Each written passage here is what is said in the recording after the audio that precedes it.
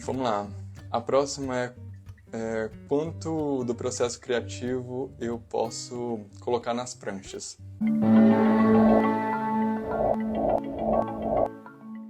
E aí eu te pergunto, o que é processo criativo? Eu faço essa provocação para que você pense sobre isso, porque pode ser uma coisa diferente, né, para as pessoas. Cada um pode ter uma percepção disso. Por que eu estou falando isso? Inclusive eu já contei essa história, acho que foi na última banca que eu participei, como arquiteto convidado. Eu contei essa história, mas acho que é pertinente contar ela aqui novamente. Teve uma mulher que apresentou um TCC para a gente, aonde ela tinha um conceito. O projeto era um abrigo para mulheres em situação de vulnerabilidade social. E ela desenvolve o projeto e dá um conceito para ele. O conceito era uma flor, então ela pega uma flor, e a implantação do projeto é em formato dessa flor. E então a gente, quando olhava a planta, né, na vista superior, a gente conseguia ver essa planta, essa flor, perdão. Mas quando a gente olhava em uma outra perspectiva, né, do olhar mesmo, a gente não conseguia ver. E por que eu estou contando aqui essa história para vocês? Porque ela foi criticada, na verdade, a gente teceu algumas críticas sobre isso, porque acabou que de alguma forma ela focou tanto nesse conceito, né, que ela esqueceu das condicionantes pré-existentes e o projeto dela não foi responsivo.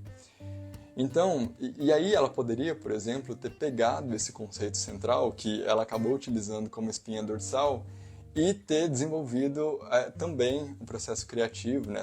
Contar esse storytelling, né? Contar essa história, como você está falando aqui, né? De colocar tudo isso na prancha como processo criativo. E aí ela teria mais problema ainda, porque já foi um problema para o projeto dela. É uma coisa que eu sempre falo aqui para vocês sobre o perigo do conceito. Não é que eu sou contra conceito, mas o conceito ele tem que ser muito bem estruturado.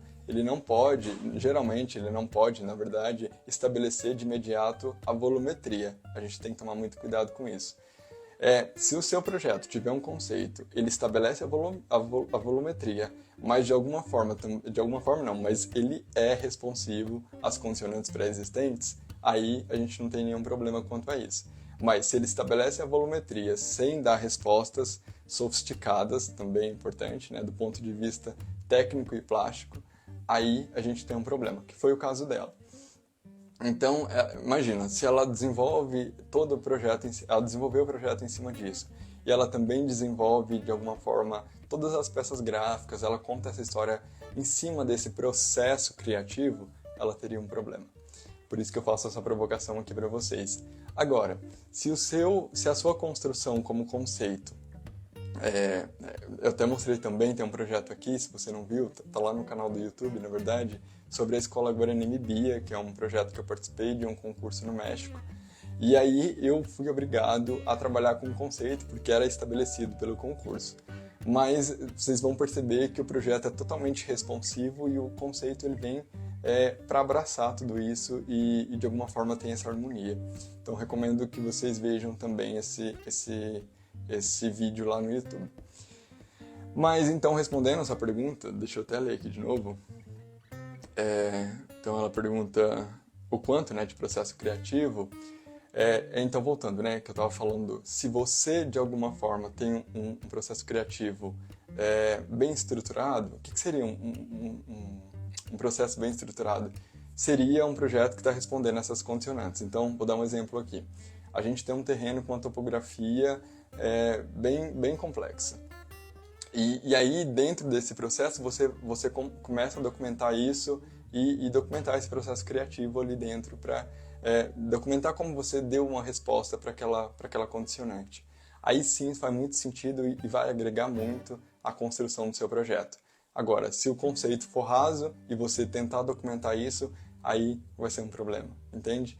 Então eu acho que a primeira coisa que a gente tem que pensar